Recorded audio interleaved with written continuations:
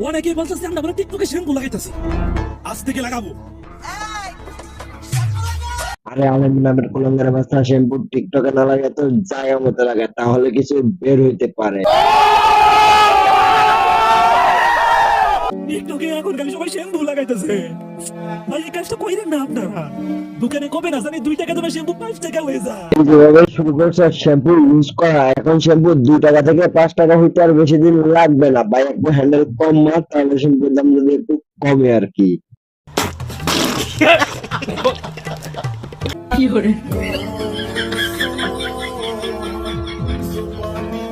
আরে ভাই, এদেরকে যারা আলেম বলে তারা হলো এক গাঞ্জুটি, আর এগুলো হলো একটা বেজন্মত কুলাঙ্গারের বাচ্চা।